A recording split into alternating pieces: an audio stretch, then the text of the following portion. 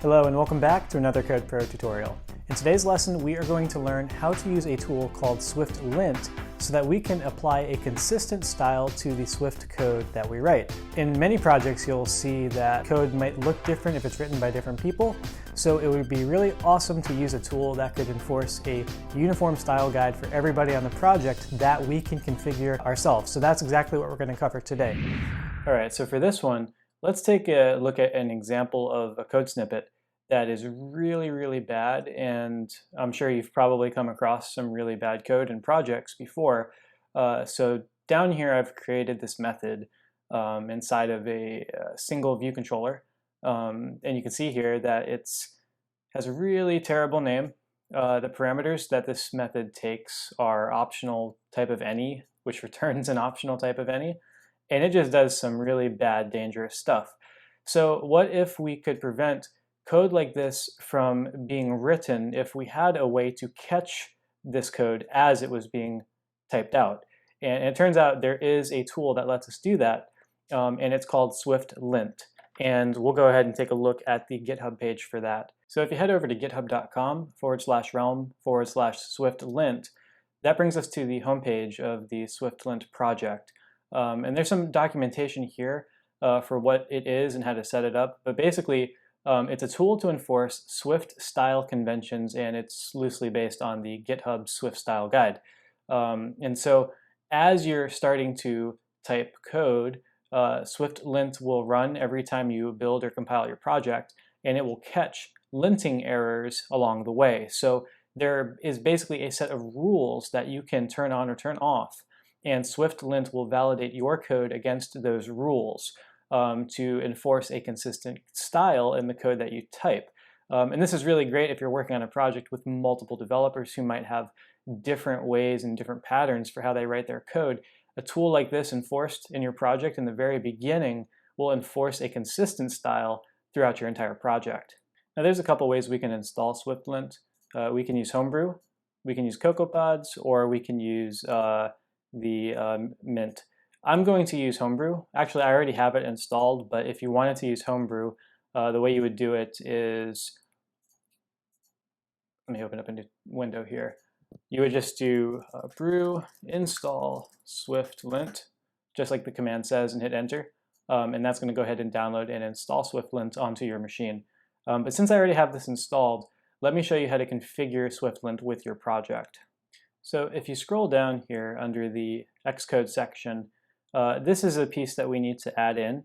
And so what we want to do is copy this run script here exactly as it is. And then we go over to the project that we're going to apply Swiftlint to.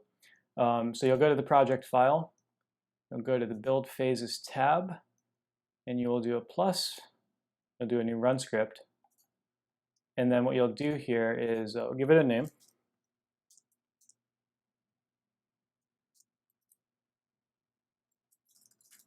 Swiftlint, and then we can paste in the script here. And that's basically saying if Swiftlint is installed, then Swiftlint actually run the Swiftlint executable. Otherwise, warn that it is not installed, and it shows a download message in the console where we can actually get Swiftlint from. So that's how you turn it on in your project, but there's one more thing we need to do, and that is configure the rules list for what we want to opt into and what we want to lint or not apply linting to. So if you scroll down to the configuration section, there is instructions for the swiftlint.yml or the YAML file. And this is what defines the rules that you want turned on or turned off. So you can include or exclude directories specified in the file, and then you can turn on or turn off different rules here. Now I happen to have my own kind of custom rules that I like to use and reuse in projects, so I'm going to use my own file for that, but we can go through and see what I have in there and then kind of see what we can turn on or turn off and what that's going to do for the actual lint coverage. So to actually apply the rules, I'm just going to show you here that I've copied over my rules from an existing project. So what I can do here is change directory into where my project is, and then I can do an ls -a to see everything. And I have this hidden file in here, which is a .swiftlint.yml. And so if we go ahead and take a look at that,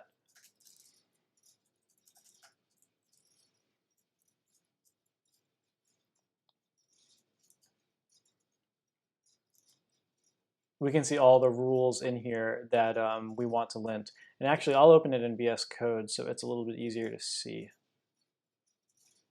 Right, so this is the same file, but this is a little more readable. So we have a section for disabled rules, opt-in rules, directories that are included. This is an old framework I used to run this in, so I have to change the names here to point to the project that we're inside of.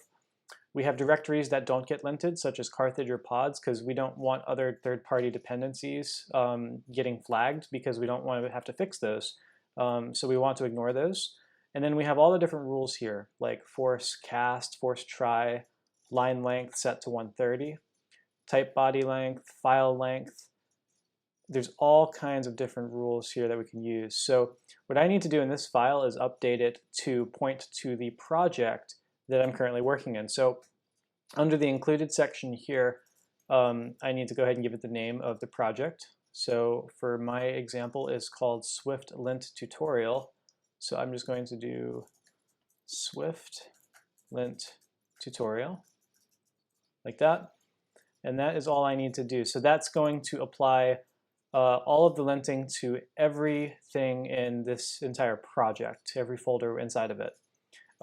You can specify folder by folder. If I wanted to, like something, dash models or something in my project, if I created that where I only want to lint a particular section, I could do that too. But I want to apply it to everything. So let me go ahead and save this and show you what it looks like when the rules are applied. And also, if you're not sure how I generated that file, you can just go back to GitHub's Swiftlint page and you can just copy this whole chunk down here and you can just literally copy paste it. And then you can paste it into a .swiftlint.yml file that you can create from the command line using Vim or any other editor, and then paste in these rules. So you can make that your baseline set of rules, and then you can enable or disable different ones going forward.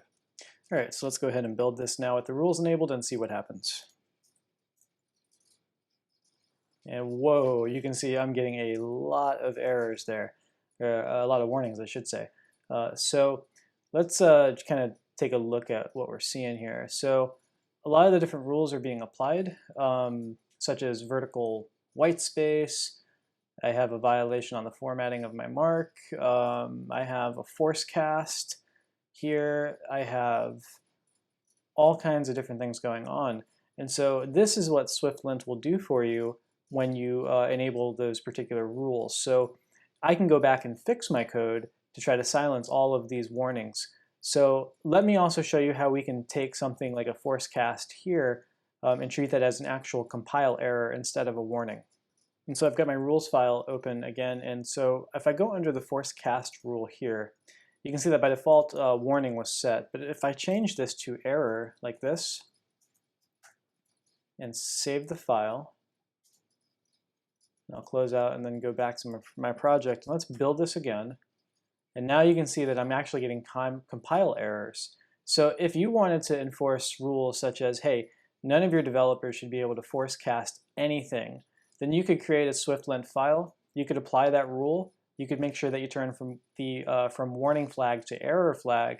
And then when the linting is applied, your project won't even compile if you're doing stuff like this, which is really dangerous code. And so now let's just look at a strategy for how we would refactor this to silence some of the rules. So let's say, for example, this one right here. So that's a rule that says you need to have exactly one space of white line. And that's a rule you can turn off if you think if it's a little bit unnecessary. Same thing here with trailing new line, right? Because I have a trailing new line here. If I build it, that warning goes away. So I look here, line should not have trailing white space. Build it, error goes away. And so I can work backwards, silencing each error one by one. Now let's say I want to apply a new rule. So going back over to the GitHub page, let's look at some more rules here that we can add in as opt-in rules. So I'm going to add in the force unwrapping rule, which I currently don't have in place, along with a few other rules. So basically what we can do is we can identify a rule we want to add in our list, and we can go through on the page here and look at the triggering examples, basically what code is going to trigger the lint rule and cause problems in your project. And so you can kind of go and pick and choose what you want to turn on or turn off.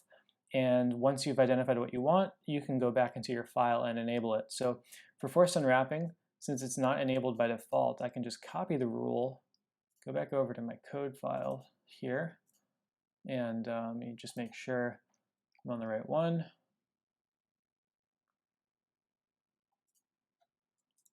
And then under the opt-in rules section here, I can go ahead and add in a rule that I want to opt in for.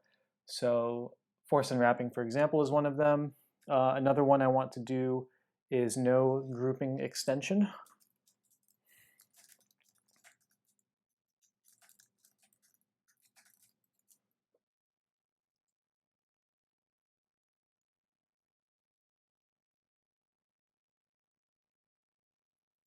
Another one I want to add is extension access modifier.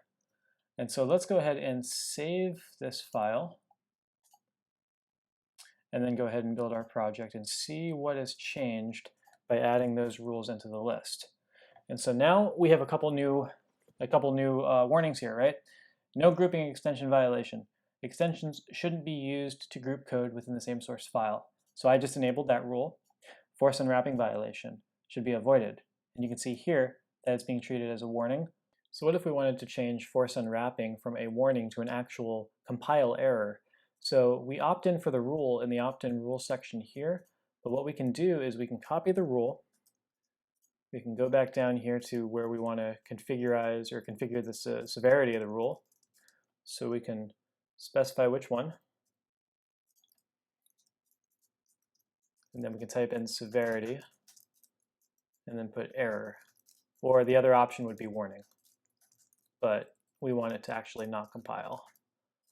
Now if we save this file and go back to the project and rebuild, you'll see that we're going to get a force unwrapping actual compile error. And so now the final step is to fix this awful code. So we've seen all the warnings. What we can do is start fixing them really quick one by one. And we'll start by removing this extension. Paste this method back in. We'll go ahead and make it private. We'll go ahead and fix the formatting, adding numbers. Delete the bad comment.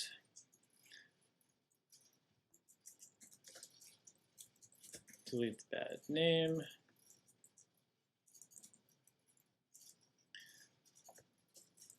Define these as integers. We'll return an integer.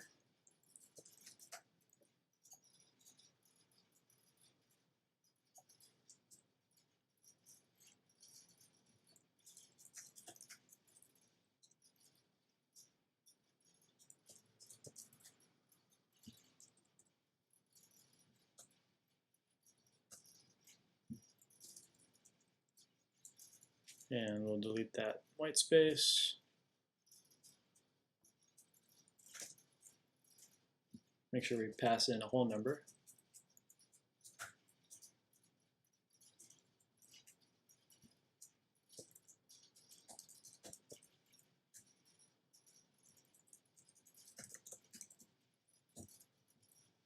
And we'll go ahead and delete one more vertical white space, and let's go ahead and build and see if we have any more warnings. So what we have here, line should not have a trailing white space. I think I formatted that incorrectly. Let me see. And so I don't really like trailing white space. I think it's a little bit annoying to work with. So what I generally do, I see it's still complaining about my mark rule there. Let me try that again.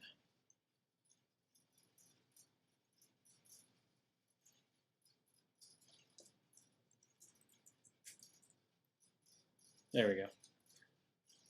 So what I'll do is I'll turn it off, right? So I can copy the rule, go back into my Swiftlint rule file, go under disabled rules, and what we can do is just like we opt in, we can turn off. So I'm going to turn off trailing white space. Save, go back to Xcode and build again. And now all of my warnings are gone. And so that's really it. You can pick and choose what you want to apply, and this will improve the code quality tremendously, especially when you're working on teams of multiple developers. This is one way to make your code look like it was all written by one person instead of 5 different people doing everything their own way. And that wraps up this tutorial.